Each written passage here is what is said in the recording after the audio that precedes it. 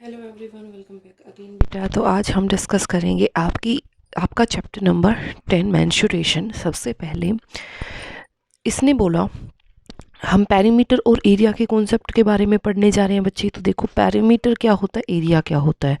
This is your form, ठीक है। इस फॉर्म में how much barbed wire required to fence, इसको फेंस करने के लिए कितनी वायर्स की नीड होगी। फेंस का मतलब क्या है, सिर्फ इसकी बाउंड्री पे जैसे हम वायरिंग नहीं लगा देते ताकि अंदर कोई एनिमल ना घुसे, तो उस चीज़ को हम बोलते हैं पेरीमीटर। जो तुम बाउंड्री पे जो फेंस करते हो, चार दीवारी करते हो, उसको आप क्या बोलते हो बच्चे, पेरीमीटर। तो ये जो होगा ये होगी आपकी बाउंड्री। बाउंड्री का मतलब पेरीमीटर। और जो ये अंदर है ना बच्चे, this is called the area. इसको हम क्या बोलेंगे, एरिया। उसके बाद उसने क्या बोला, simple closed curve, a curve which has same starting and ending point. एक ऐसी कर्व जिसका स्टार्टिंग और एंडिंग पॉइंट क्या हो, सेम हो। Which does not cut itself, जो अपने आप को किसी पॉइंट पे कट ना करे, ऐसी कर्व को आप क्या बोलते हो, क्लोज्ड कर्व। जैसे मैंने यहाँ से शुरू किया, यहीं से मैच कर दिया, ठीक है।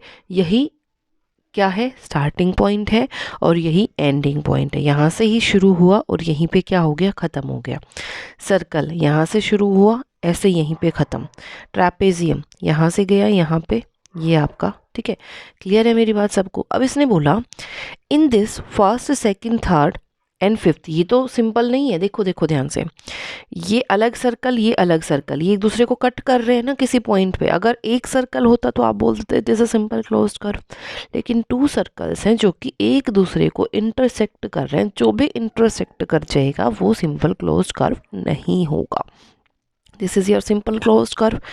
ये जो कर्व है ये क्लोज्ड ही नहीं है, ये ओपन है, तो ये क्लोज्ड नहीं होगी।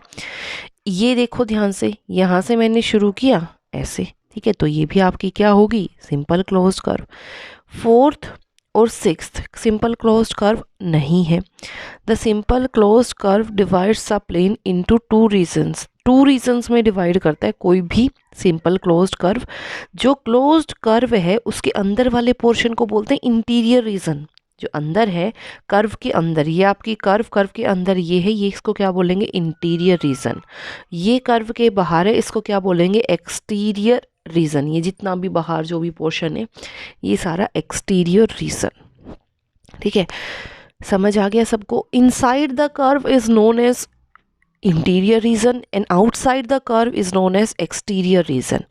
पैरामीटर क्या बताया था, पैरामीटर होता है sum of all sides of simple closed curve. जो भी आपकी सिंपल क्लोज्ड कर्व होगी उसको उसकी सारी साइड्स का जो सम होगा उसको आप क्या बोलोगे बच्चे, पैरामीटर। उसको आप क्या बोलोगे, पैरामीटर। ओके। अब देखो, इसमें से बात कर रहा है which of the following is the simple closed curve. आपको बताना है इनमें से कौन सी सिंपल क्लोज्ड फिगर है। तो बच्चे, सिंपल क्लोज्ड कर्व क्या होगी, जिसका एंडिंग और स्टार्टिंग पॉइंट सेम हो। जैसे मैंने यहाँ से शुरू किया, यहाँ पे मिल गई, ठीक है। दूसरी बात, किसी को ओवरलैप ना करे, यानी कि कहीं पे मिले ना, मतलब मिलने का मतलब कट ना करे ऐसे एक दूसरे को। जैसे मैंने ये लाइन बना दी, ठीक है, ये कट कर रही है ना, ये जिसको बोलते हैं कट ना करे, ठीक है। तो ये कट नहीं कर रही और ये क्या कर रही है बच्चे, जिसका इनिशियल और स्टार्टिंग पॉइंट भी क्या है, इनिशियल और एंडिंग पॉइंट दोनों क्या है, same. So it is a simple closed curve. ऐसे ही यहाँ पे अगर मैंने यहाँ से शुरू किया, ठीक है, तो ये क्या हो गई बच्चे, आपके सिंपल क्लोज्ड कर्व, क्योंकि इनिशियल और एंडिंग पॉइंट क्या है आपका, सेम है। अब यहाँ पे देखो ये ओपन है, तो ये क्लोज कहाँ से हुई, कहीं से भी नहीं। तो ये क्या हो गई बच्चे आपकी, नोट आ सिंपल क्लोज्ड कर्व। ये सिंपल क्लोज्ड कर्व नहीं है। ऐसे ही यहाँ पे देखो, इनिशियल और स्टार्टिंग पॉइंट सेम है, किसी पॉइंट पे मैच भी नहीं हो रहे, तो ये आपकी क्या होगी बच्चे, सिंपल क्लोज्ड कर्व। नेक्स्ट देखो, यहाँ पे ये एक दूसरे, देखो यहीं पे अपने आप से मीट हो रही है ना दोबारा। ये अगर मैं ऐसे लाइन करूँ तो ये यहाँ पे ओवरलैप कर गई ना, इंटरसेक्ट कर गई ना, तो ये सिंपल क्लोज कर्व नहीं है। यहाँ पे देखो, ये जहाँ से शुरू हुआ वहीं पे जाके ख़त्म हो गई ना, ठीक है, तो इसको क्या बोलेंगे, सिंपल क्लोज्ड कर्व। ये अपने आप को इंटरसेक्ट कर रही है, अगर मैं पहले ये लाइन लगाऊं, यहाँ से लाइन को क्या करे, इंटरसेक्ट कर रही है, कट कर रही है किसी पॉइंट से, तो ये सिंपल क्लोज्ड कर्व नहीं है। Find the perimeter of the following figure, आपने क्या करना है, इन फिगर्स का पेरीमीटर निकालना है। पेरीमीटर मैंने क्या बताया बेटा, सम ऑफ ऑल साइड्स।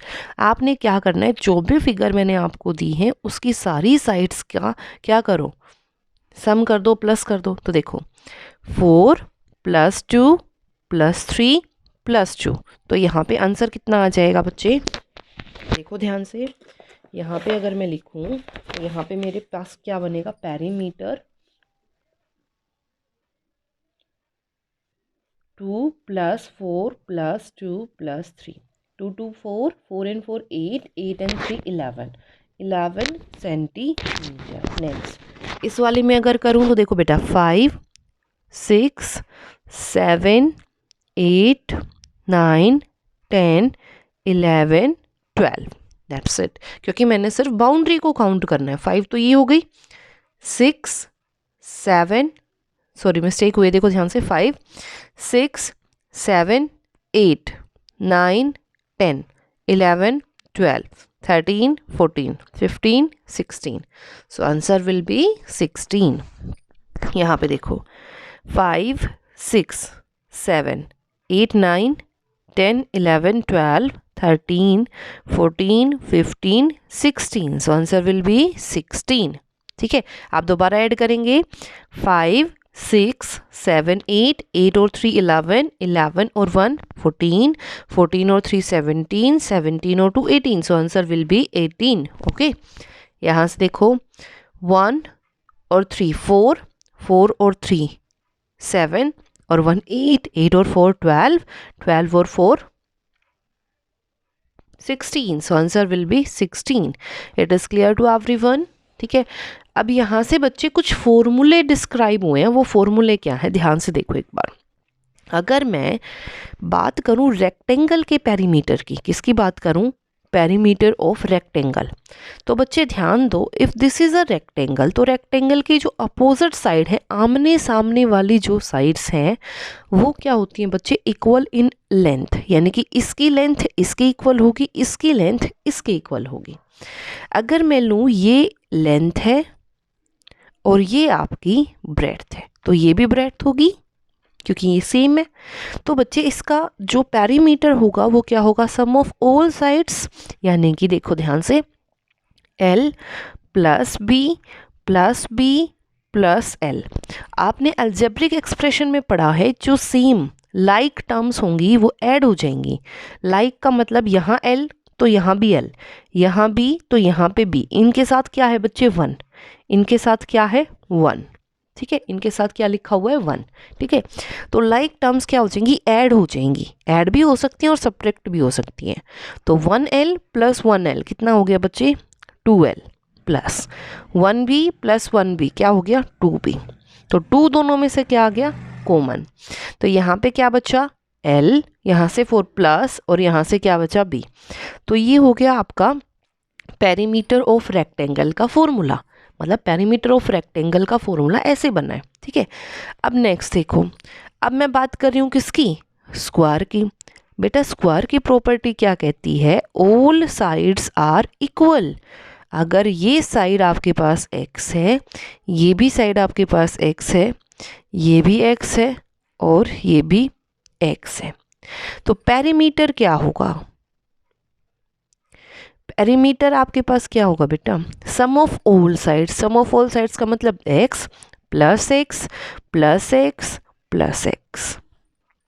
ठीक है, मैंने अभी आपको बताया था कुछ नहीं है तो यहाँ पे 1 है। ठीक है, 1x 2x 3x 4x, तो 4x, x क्या है, साइड, तो लिख सकते हो 4 × साइड। तो पेरीमीटर का फॉर्मूला क्या है बच्चे, 4 × साइड। ठीक है, नेक्स्ट अगर मैं बात करूं इक्विलेटरल ट्रायंगल, इक्विलेटरल ट्रायंगल, अब ध्यान से देखना, इक्विलेटरल का मतलब क्या होता है बेटा, जिसकी सारी की सारी साइड्स क्या होती हैं, इक्वल। अगर मैं ये लेके चलूँ, ये x है, ये x है और ये भी x है, तो इसमें क्या हो जाएगा perimeter x plus x plus x, x plus x plus x, 1x 2x 3x, तो कितने x हो गए बेटा 3x। और x क्या है लेंथ ऑफ साइड, और you can say side of equilateral triangle. ठीक है, अब अगर मैं बात करूं कोई भी रेगुलर फिगर की, जब मैंने एक वर्ड यूज कर दिया ना बच्चे रेगुलर, रेगुलर का मतलब क्या होता है, उस शेप की जो ऑल साइड्स हैं वो इक्वल होंगी, ऑल साइड्स आर इक्वल, और all angles are equal, all angles are equal.